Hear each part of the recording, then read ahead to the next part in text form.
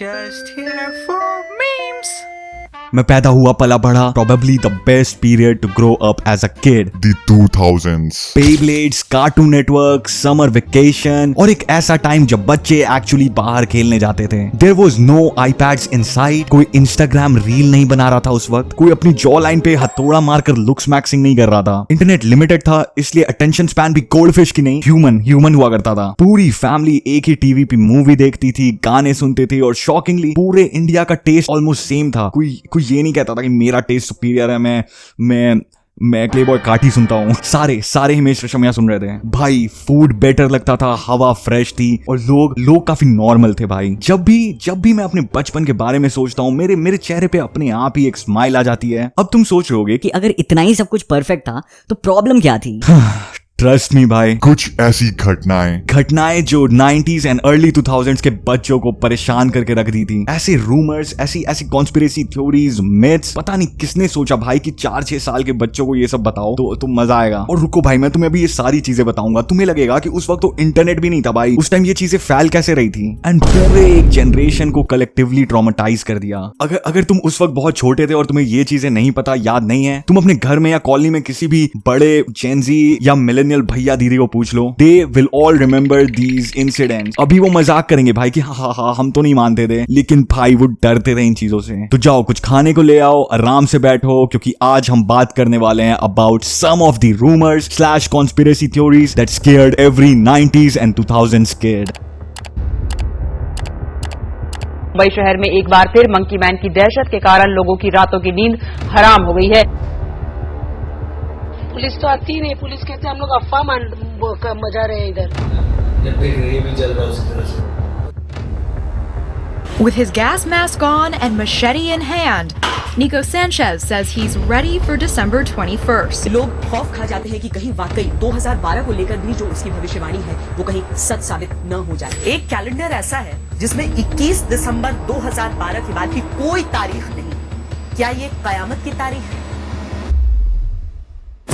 Chapter 1 the monkey man. तुमने big foot के बारे में सुना होगा. अमेरिका का लेजेंडरी सुपरनैचुरल क्रिएचर. बहुत सारे लोग क्लेम करते हैं कि उन्होंने जंगल में बिग फुट को देखा है. Movies, GTA and Rockstar games में भी उसके बहुत सारे रेफरेंस हैं. बट क्या हो अगर मैं तुम्हें ऐसा बताऊं कि इंडिया का भी अपना एक बिग फुट था. यस, मंकी मैन या फिर काला बंदर. और भाई ये कोई रैंडम अंकल लोग के व्हाट्सएप पे फैलाई हुई मिस इन्फॉर्मेशन टाइप रूमर नहीं थी. इसका रियल खौफ था. आधी इंडिया बिलीव करती थी कि कुछ मंकी मैन जैसा है. बहुत खतरनाक, सब डर रहे हैं. वहशत बहुत ज्यादा है. सब डर रहे हैं, क्या मालूम किस वक्त आ जाएगा. 2 दिन से सब लोग जाग रहे हैं. मंकी मैन की सबसे पहली साइटिंग रिपोर्ट हुई 2001 अप्रैल में. समर्स का टाइम था एंड इलेक्ट्रिसिटी बहुत फ्रीक्वेंटली जाती थी, तो उस वक्त मोस्टली लोग रात में अपने छत पे सोया करते थे. ऐसे ही एक इंसान अपने छत पे सो रहा था एंड रात को उस पे हमला होता है जिससे उसको कुछ स्क्रैचेस आ जाती हैं. क्योंकि बहुत अंधेरा था तो उसको दिखता नहीं है कि ऐसा क्या है, लेकिन उसको ऐसा लगा कि कोई बंदर टाइप का क्रिएचर है. एंड इसके बाद ऐसी सेम मल्टीपल इंसिडेंट्स रिपोर्ट हुई. सब में जो अटैकर था उसको डिफाइन किया गया मंकी लाइक ह्यूमन क्रिएचर जो रात में छत पे सोने वाले लोगों पे हमला करता है. इसके बाद फिर क्या, लोग अपने छत पे सोना छोड़ दिए. एक पर्सनल रूमर मुझे आज भी याद है कि अगर छत पे तुम सो भी रहे हो तो पानी लेकर सोया करो बाल्टी में, क्योंकि मंकी मैन पानी से डरता है. 350 रिपोर्टिंग्स थी मंकी मैन की. ग्रोन एज मेन रिपोर्ट किया करते थे. विक्टिम्स थे जिनको चोट लगी थी from the attack of monkey man. Monkey man के रूमर्स इतने बढ़ चुके थे कि पुलिस को आना पड़ा स्केच बनवाने. अलग अलग विक्टिम्स और अलग अलग विटनेसेस से पूछो तो मंकी मैन का अलग अलग डिस्क्रिप्शन था. कैसा था दिखने में? उसका गोरा रंग था. और जैसे नेपाली होते हैं, चाइनीज नेपाली, वैसा चेहरा था उसका. मोटी मोटी नाक थी उसकी. आंखें भी काफी बड़ी थी, नीली आंखें थी उसकी. कुछ कहते थे मंकी मैन हेलमेट पहन कर रखता है. इसके चेस्ट पे 3 बटन है. एक इसको इंसान से बंदर में बदल देता है. दूसरा इसको सुपर स्ट्रेंथ देता है जिससे ये लंबे लंबे बिल्डिंग्स पे छलांग मार सकता है. तीसरा जिससे ये इनविजिबल हो सकता है. कुछ लोग कहते थे इसके वुल्वरीन जैसे नाखून है जिससे ये अटैक करता है. पैरों में स्प्रिंग है, हाथों में इलेक्ट्रिक दौड़ती है. पता नहीं क्या यार. इससे सिर्फ बच्चे ही नहीं डरते थे. मोहल्ले में एक अंकल जरूर होता था भाई जिसने कहता था हाँ भाई मैंने खुद देखा है मंकी मैन को. मेरे पापा आज भी मंकी मैन पे ज्यादा बिलीव करते हैं अपने खुद के बेटे से.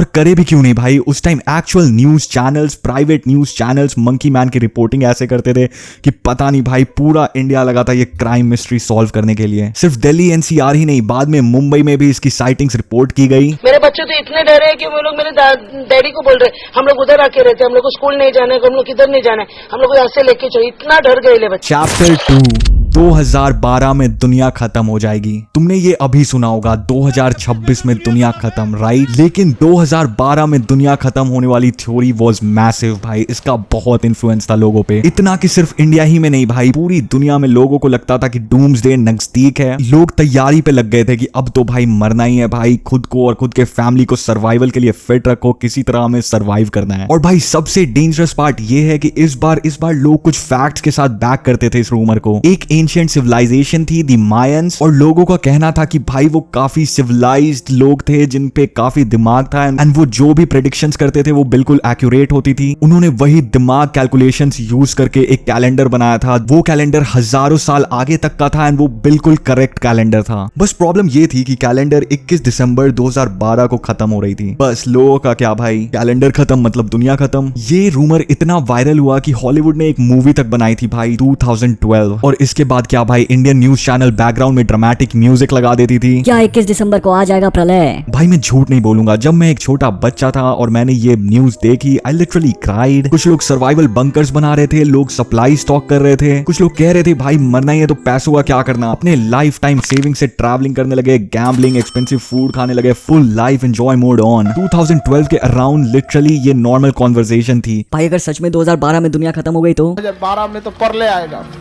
और हम भोजपुरी वाले लोग काहे को पीछे रहे? जहां सुबेरे खबर लगा शाम में गाना आ गया। 2012 में आई भूकंप, तू ही बचाईबू है माई। खान सर अभी ऐसा दिखा रहे हैं भाई, लेकिन मुझे पक्का पता है ये भी उस वक्त डरे हुए थे। इट गॉट सो बैड कि इवेंचुअली नासा को ऑफिशियली आकर बोलना पड़ा कि भाई ऐसा कुछ नहीं होने वाला, पागल मत बनो। There is no threat to Earth in 2012. There is no danger. All the talk about a doomsday is a big hoax perpetuated on the internet and with people trying to make money. So please don't worry about it. Chapter 3 Undertaker 7 बार मरकर जिंदा हो चुका है, उसके 7 lives हैं। मैं जब आजकल WWE देखता हूँ मुझे मोस्टली इन्फ्लुएंसर्स दिखते हैं, लोगन पॉल, आइशो स्पीड, मतलब नो डिसरिस्पेक्ट भाई, दे आर एंटरटेनिंग, बट वो उस ऑरा से compete ही नहीं कर सकते हैं भाई जो पुराने WWE रेसलर्स के पास था। लाइक 2000s वाज डिफरेंट भाई। Triple H, Jeff Hardy, Matt Hardy, Rey Mysterio भाई। रे मिस्टीरियो ने कभी अपना चेहरा नहीं दिखाया भाई, हमेशा मास्क पहना रहता था, लेकिन स्टिल भाई दुनिया का सबसे फेमस रेसलर्स में से एक था। और एक बूगी मैन भी था भाई, वो आदमी कीड़े खाता था, like zero civic sense bro. But ये लोग भी कुछ नहीं थे भाई, मैं मजाक नहीं कर रहा। उस वक्त बच्चे अपने पापा से ज्यादा अंडरटेकर से डरते थे। उसकी एंट्री देखकर लोगों को जेन्युइनली डर लगता था। कुछ बच्चे तो भाई अंडरटेकर की एंट्री आते ही टीवी बंद कर देते थे कि कौन रिस्क लेगा भाई, रात में बुरे सपने आ गए तो। और पता है कॉन्स्पिरेसी थ्योरी क्या थी भाई? लोग जेन्युइनली बिलीव करते थे कि अंडरटेकर इंसान ही नहीं है भाई, वो 7 बार मरकर जिंदा हुआ है। केन उसका असली भाई है, दोनों के बाप एलियन है। सारे बच्चे लिटरली नो जो ये बिलीव करते थे भाई। उस टाइम इंटरनेट था ही नहीं, बहुत कम था, लेकिन मिस इन्फॉर्मेशन बिल्कुल प्रीमियम क्वालिटी भाई। लाइक उस टाइम लिटरली मम्मियां ये कहती थी कि सब्जी खा ले भाई, ईट योर वेजिटेबल्स, नहीं तो अंडरटेकर आ जाएगा। बट पता है क्या, हमारी देते थे, कभी मार देते थे, फिर भाई वो आता था नेक्स्ट महीने रिसरेक्ट होकर और सबको भाई फिर से डरा देता था। उस वक्त हमें कौन बताया भाई कि WWE में ई एंटरटेनमेंट है। चैप्टर 4 कुरकुरे में प्लास्टिक होता है। भाई ये रूमर इसने मेरी पर्सनल लाइफ इतनी बर्बाद कर दी थी। As a kid I loved Kurkure, like मेरा इजिली टॉप 3 स्नैक्स में से एक था। मैं इतना कुरकुरे खाता था भाई कि एक टाइम पे मुझे जेन्युइनली लगता था कि भाई कुरकुरे तो शायद हेल्दी होता है। पूरा दिन बस कुरकुरे खाओ, टीवी पे ड्रैगन टेल्स देखो। फिर एक दिन पता नहीं किसको दिक्कत थी भाई, किसी ने तो रूमर फैला दी कुरकुरे में प्लास्टिक होता है। भाई जलाकर देखो, इसे जलाकर देखो, कैंडल की तरह जलती है। एंटायर जनरेशन बिना इंटरनेट के गॉसिप फैला देती थी पूरे देश में। पता नहीं किस बेवकूफ ने देश के कोने से बोल दिया कुरकुरे में प्लास्टिक है। इसके बाद क्या भाई, सारे लोगों ने भाई अपने किचन में कुरकुरे जलाना शुरू कर दिया भाई। तब मान गए कि हाँ कुरकुरे में प्लास्टिक है, कैंडल की तरह चलता है। आई स्टिल रिमेंबर मेरे स्कूल में टीचर्स ने ऑफिशियली अनाउंस किया था इनको कुरकुरे मत खिलाओ। Like bro what aren't you guys supposed to know things. और भाई इसके बाद अगर कोई बच्चा कुरकुरे खाते हुए दिख जाता था तो सब ये कहते थे कि भाई ये तो अडॉप्टेड है भाई, इसके माँ बाप इसे प्यार नहीं करते। लाइक लिटरली 2-3 साल के लिए सबके घर में कुरकुरे बैन हो गया। और पता है फनी बात क्या है, जब मैं इस वीडियो के लिए रिसर्च कर रहा था मैंने देखा भाई आज तक इंटरनेट पे यही डिस्कशन डिस्कशन चल रहा है कि कुरकुरे ऐसा चलता क्यों है, उसमें प्लास्टिक है, शायद लोग आज भी डिबंक कर रहे हैं कि कुरकुरे में प्लास्टिक है क्या। तो चलो भाई मैं आज ऑफिशियली क्लियर कर देता हूँ, you heard it first on just Here From memes. Kurkure में प्लास्टिक नहीं होता है, उसमें स्टार्च और ऑयल है। तुम किसी भी चिप्स को जलाओ वो वैसे ही चलेगी। जो लास्ट कॉन्स्पिरेसी थ्योरी है वो मेरे हिसाब से 2000s की सबसे फनी एंड अनबिलीवेबल रूमर थी, फिर भी एक पूरी जनरेशन जेन्युइनली उसमें बिलीव करती थी। जब मैं तुम्हें ये लास्ट रूमर बताऊंगा तुम सोचोगे ओह माय गॉड व्हाट, भाई सच में। लेकिन उससे पहले Some honorable mentions. प्याज और रोटी वाली चुड़ैल, एक ऐसी चुड़ैल जो रात में घर पे आती है और प्याज और रोटी मांगती है, और अगर दे दिया तो तुम गए, नहीं दिया तब भी वो तुम्हें पूरी फैमिली को मार देगी। मैम हमारे यहाँ नोएडा में हुआ था कि प्याज और रोटी मांगती है जब हम छोटे थे। हाँ, तो वो रोटी मांगने आती थी और अगर आपने रोटी दे दी तो भी आपके घर में कोई घटना घटेगी, और अगर आपने दरवाजा नहीं खोला तो भी आपके यहाँ पर कोई ना कोई घटना घटेगी। मतलब दोनों ही तरीके से आप गए। तुम्हें 2000s का पीक टीवी ब्रॉडकास्ट देखना है? एक बार फिर ध्यान से देखते रहिए। गाय घास चर रही है,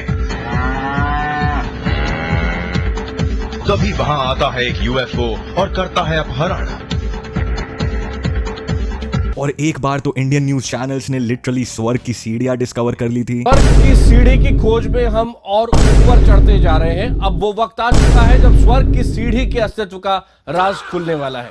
हम उस रहस्यमय जगह के करीब तक पहुंच चुके हैं, लेकिन सामने बादलों का डेरा है। ये पता नहीं कैसा साइड क्वेस्ट था भाई जो इंडियन न्यूज चैनल हमेशा जाते रहते थे। कभी कभी भाई स्वर्ग की सीढ़ी, कभी हाथी का अंडा, कभी बर्फ का तेल, कभी डायनासोर का फॉसिल, कुछ भी खोज लाते थे यार। लेकिन अब बात करते हैं मेरी favourite conspiracy theory from the 2000s। तुमने ब्लडी मेरी के बारे में सुना होगा राइट? मिरर के सामने इसका नाम 3 बार लो तो भूत आ जाता है टाइप शेयर। अब सोचो हम इंडियंस ने क्या डिसाइड किया भाई, कल्चर के मामले में हम इंडियंस क्यों पीछे रहे राइट? तो हमने भी अपना इंडियन वर्जन बना दिया। लेकिन जो भूत है उसके आने का तरीका थोड़ा अलग था। ये कोई रिचुअल या नाम बुलाने से नहीं आता था, ये आता था हिमेश रेशमिया के गाने से। हाँ भाई, लोग जेन्युइनली बिलीव करते थे कि झलक दिखला जा, गाना सुनो या गाओ तो इविल स्पिरिट तुम्हें पोजेस कर लेती हैं। हिमेश रेशमिया उस टाइम म्यूजिक इंडस्ट्री का हनी सिंह था भाई, Badshah, greatest artist to ever touch the mic उस टाइम पे इंडिया में। लेकिन अचानक से कुछ न्यूज आर्टिकल्स पब्लिश करने लगी कि ये गाने सुन के कुछ लोग मर रहे हैं। एंड गुजरात के आनंद डिस्ट्रिक्ट में तो एक विलेज है जिसमें ये गाना को बैन भी कर दिया है।